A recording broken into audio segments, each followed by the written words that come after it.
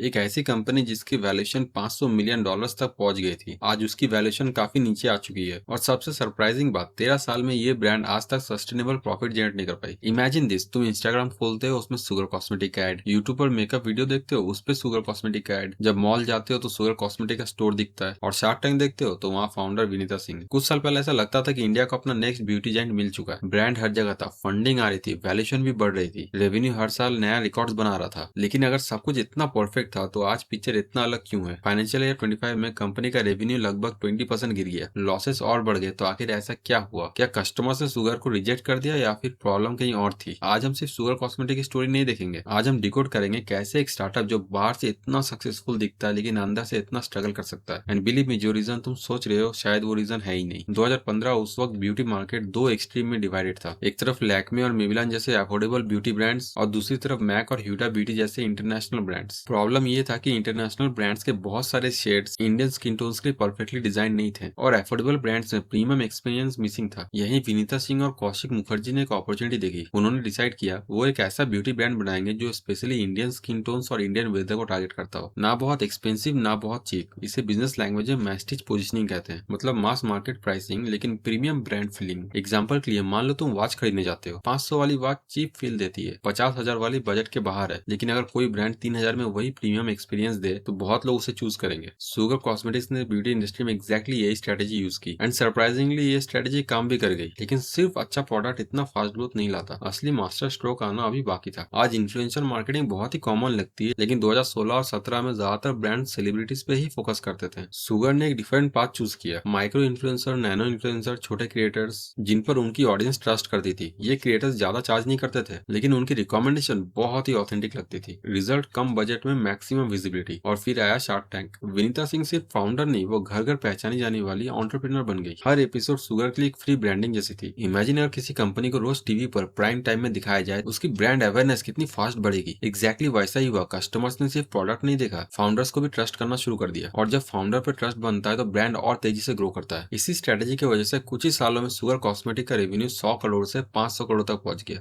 बाहर से देखो तो सब कुछ परफेक्ट लग रहा था, रेवेन्यू बढ़ रहा है, स्टोर्स बढ़ रहे हैं, फंडिंग आ रही थी, ब्रांड हर जगह दिख रहा था। लेकिन हर कंपनी के नंबर्स में एक ऐसा मेट्रिक होता है जो फ्यूचर की वार्निंग सिग्नल देता है, और शुगर के केस में वो वार्निंग सिग्नल बहुत पहले से ही दिख रहा था, बस ज्यादातर लोगों ने उसे नोटिस नहीं किया। रेवेन्यू बढ़ना हर कंपनी के लिए गुड न्यूज है, लेकिन बिजनेस में एक रूल है, रेवेन्यू और प्रॉफिट दोनों अलग अलग चीज है, और शुगर कॉस्मेटिक की स्टोरी इसी डिफरेंस को परफेक्टली एक्सप्लेन करती है। एक एग्जांपल देता हूँ, मान लो तुम एक लिपस्टिक 1000 में बेचते हो। सुनने में लगता है तुमने 1000 रुपए कमा लिए। लिपस्टिक बनाने का cost, packaging, delivery, retailer margin, GST, और सबसे इंपॉर्टेंट मार्केटिंग, ये सब हटाने के बाद शायद तुम्हारे पास 100 रुपए भी ना बचे। और अगर कस्टमर को लाने के लिए तुमने एड्स पे 150 रुपए खर्च कर दिए तो तुम्हारे पास सेल होने के बाद कुछ भी नहीं बचता है, बल्कि तुम लॉस में रहते हो। इस कंसेप्ट को कस्टमर एक्विजिशन कॉस्ट कहते हैं, मतलब एक नया कस्टमर को लाने का खर्चा। अब सोचो, हर नया कस्टमर लाने में कंपनी को बहुत ज्यादा पैसा खर्च करना पड़ रहा हो, तो कंपनी कब प्रॉफिट कमाएगी? तभी जब वो कस्टमर बार बार आके वापस शॉपिंग करे। इसे कहते हैं लाइफ टाइम वैल्यू। इसका मतलब एक कस्टमर अपनी पूरी जर्नी में कंपनी के लिए कितना रेवेन्यू जनरेट करता है, और ब्यूटी इंडस्ट्री का पूरा गेम इसी इक्वेशन पे चलता है। अगर कस्टमर हर 2 महीने में दोबारा लिपस्टिक, फाउंडेशन, मस्कारा खरीदता रहे तो कंपनी इवेंचुअली प्रॉफिट कमा लेती है। लेकिन अगर कस्टमर एक बार खरीद कर दूसरे ब्रांड में शिफ्ट हो जाए तो मार्केटिंग का सारा पैसा वेस्ट हो जाता है। और यही शुगर कॉस्मेटिक का असली चैलेंज शुरू हुआ। शुगर कॉस्मेटिक का ग्रोथ का सबसे बड़ा रीजन था digital marketing. Instagram, YouTube, influencers, Facebook ads. ये स्ट्रेटेजी शुरू में बहुत ही लो कॉस्ट था, कंपनी कम पैसों में लाखों लोगों तक पहुंच जाती थी। लेकिन फिर पूरा मार्केट बदल गया। हर ब्यूटी ब्रांड्स ने डिजिटल एड चलाना शुरू कर दिया। नायका, मामाअर्थ, प्लम, रेने, मार्स, हर कोई उसी कस्टमर को टारगेट कर रहा था। और जब एक ही जगह बहुत सारे एडवर्टाइजर्स आ जाते हैं तो क्या होता है? प्राइसेस बढ़ जाती है। बिल्कुल वैसे ही जैसे ऑक्शंस में जितने ज्यादा बायर्स उतनी ज्यादा बिडिंग। डिजिटल एडवर्टाइजिंग बिल्कुल एग्जैक्टली ऐसे ही काम करती है। रिजल्ट, एक कस्टमर को एक्वायर करने का कॉस्ट हर साल बढ़ता ही रहा, लेकिन कस्टमर उतनी तेजी से रिपीट परचेज नहीं कर रहे थे। मतलब कंपनी को हर नया सेल के लिए पहले से ज्यादा कैश बर्न करना पड़ा था, और इसी वजह से रेवेन्यू तो बढ़ रहा था, साथ ही लॉसेस भी बढ़ रहे थे। बाहर से देखने पर कंपनी सक्सेसफुल लग रही थी, लेकिन अंदर ही अंदर इकोनॉमिक्स वीक होता जा रहा था। और फिर शुगर ने एक ऐसा डिसीजन लिया जो उसके ग्रोथ के लिए बहुत इंपॉर्टेंट था, लेकिन साथ ही वो लॉसेस भी बढ़ा रहा था। Offline expansion. शुरू में sugar almost digital first brand था, लेकिन इंडिया जैसी मार्केट में सिर्फ ऑनलाइन रहकर ब्यूटी ब्रांड बिल्ड करना मुश्किल था। क्यों? क्योंकि मेकअप बहुत लोग देखकर खरीदना चाहते हैं। लिपस्टिक का शेड, फाउंडेशन की कलर, स्किन टोन मैचिंग, ये सब स्क्रीन पे एक्यूरेटली समझना मुश्किल था। इसीलिए शुगर कॉस्मेटिक्स ने एग्रेसिवली ऑफलाइन स्टोर खोलना स्टार्ट कर दिया। Malls, beauty outlets, shopping shop counters, हर जगह शुगर की प्रेजेंस बढ़ने लगी। सुनने में ये परफेक्ट स्ट्रेटेजी लगती है, लेकिन हर नया स्टोर एक नया एक्सपेंस भी लेकर आता है। Rent, staff salary, inventory, electricity,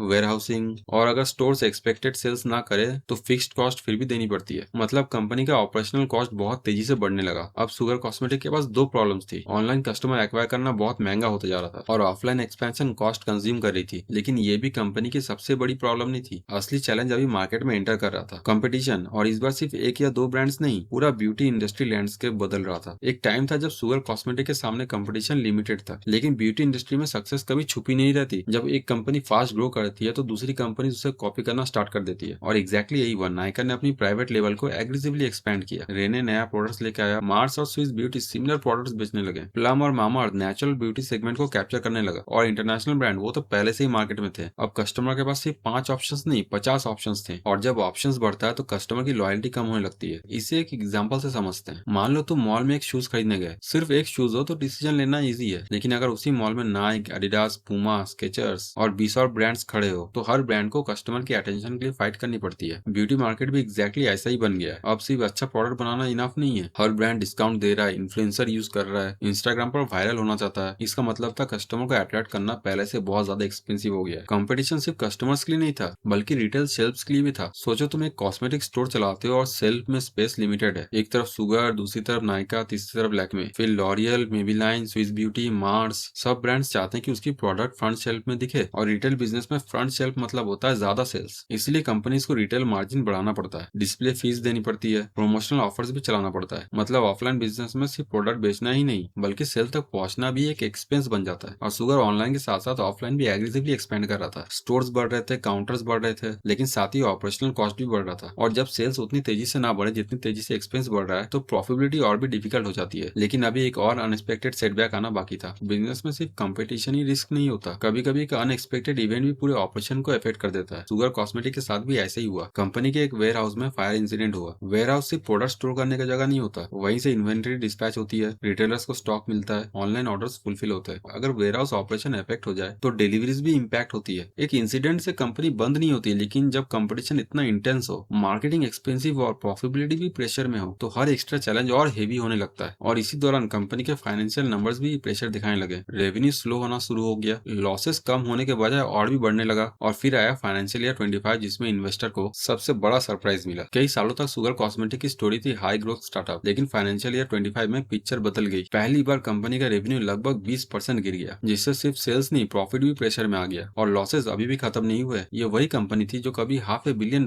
के आसपास तक पहुंच गई थी। लेकिन अब इन्वेस्टर भी यही सोच रहे थे, क्या शुगर जो एक फास्ट ग्रोइंग ब्रांड था, ये कभी सस्टेनेबल बिजनेस बन पाएगा? और इस क्वेश्चन का आंसर इस स्टोरी का पूरा एंडिंग डिसाइड करता है। तो क्या शुगर कॉस्मेटिक का डाउनफॉल शुरू हो गया है, या ये फिर सिर्फ एक डिफिकल्ट फेज है जिसके बाद कंपनी दोबारा कमबैक कर सकती है? ये समझने के लिए एक सिंपल एग्जांपल देखो। सोचो तुम एक रेस्टोरेंट खोलते हो। पहले साल 100 कस्टमर आते हैं, दूसरे साल 500 कस्टमर्स आते हैं, तीसरे साल 1000 कस्टमर्स। सब लोग बोलते हो वाह कितना सक्सेसफुल बिजनेस है। लेकिन अगर हर नया कस्टमर लाने के लिए तुम उससे ज्यादा पैसा स्पेंड कर रहे हो जितना वो कस्टमर कमा के दे रहा है, तो रेस्टोरेंट बाहर से बिजी दिखेगा, अंदर से नहीं। और शुगर कॉस्मेटिक के साथ कुछ ऐसा ही हुआ है। ब्रांड ग्रो हुआ, स्टोर्स बढ़े, रेवेन्यू बढ़ा, अवेयरनेस बढ़ी, लेकिन प्रॉफिटेबिलिटी कभी उस स्पीड से इंप्रूव नहीं हुई। और जब मार्केट स्लो हुआ तब सारी हिडन प्रॉब्लम एक साथ बाहर आ गई। इसीलिए फाइनेंशियल ईयर 25 कंपनी के लिए एक वेकअप कॉल है। शुगर का रेवेन्यू गिर गया, लॉसेस बढ़ रहे हैं, और इन्वेस्टर भी सिर्फ अभी ग्रोथ नहीं प्रॉफिटेबिलिटी देखना चाहता है। So cane sugar still make a comeback? बिल्कुल, और रीजन सिंपल है। आज भी शुगर कॉस्मेटिक एक नोन ब्रांड है, करोड़ ऑफ इंडियन इसका नाम जानते हैं। कंपनी का प्रोडक्ट्स ऑनलाइन मिलता है और ऑफलाइन भी। ब्यूटी इंडस्ट्री भी अभी ग्रो कर रही है, मतलब अपॉर्चुनिटी अभी खत्म नहीं हुई है। लेकिन कंपनी को अपनी स्ट्रेटेजी जरूर बदलनी होगी। सिर्फ नया कस्टमर लाना अब इनफ नहीं होगा, एग्जिस्टिंग कस्टमर्स को वापस बार बार लाना होगा। सिर्फ इन्फ्लुएंसर मार्केटिंग अभी काफी नहीं होगा, प्रोडक्ट को कंपटीशन से जेन्युइनली डिफरेंट बनाना होगा। और सबसे इंपॉर्टेंट, ग्रोथ के साथ साथ प्रॉफिटेबिलिटी भी इक्वली फोकस करना पड़ेगा। और ये चेंज सिर्फ शुगर के लिए नहीं, हर ब्रांड्स के लिए एक रियलिटी बन चुका है। शुगर कॉस्मेटिक की स्टोरी सिर्फ मेकअप स्टोरी नहीं है, ये स्टार्टअप इकोसिस्टम की स्टोरी है। पहला लेसन, रेवेन्यू और प्रॉफिट दोनों एक चीज नहीं होता है। 100 करोड़ का सेल्स जरूरी नहीं कि 100 करोड़ का सक्सेसफुल बिजनेस भी हो। दूसरा लेसन, मार्केटिंग कस्टमर ला सकती है, लेकिन बिजनेस को प्रॉफिटेबल सिर्फ रिपीट कस्टमर बना सकता है। और तीसरा सबसे इंपॉर्टेंट लेसन, जब कंपटीशन कम होती है तो ग्रोथ इजी लगता है, लेकिन असली टेस्ट तब होता है जब मार्केट में और 20 ब्रांड्स आते हैं और कस्टमर्स के पास हर प्रोडक्ट का ऑल्टरनेटिव होता है। तब सिर्फ ब्रांडिंग नहीं, बिजनेस इकोनॉमिक्स डिसाइड करता है कौन टिक पाएगा। अगर तुम्हें ये बिजनेस केस स्टडी पसंद आई हो तो वीडियो को लाइक जरूर करना, और ऐसे ही बिजनेस केस स्टडीज देखना चाहते हो तो सब्सक्राइब करना मत भूलना। मैं मिलता हूँ तुमसे नेक्स्ट वीडियो में।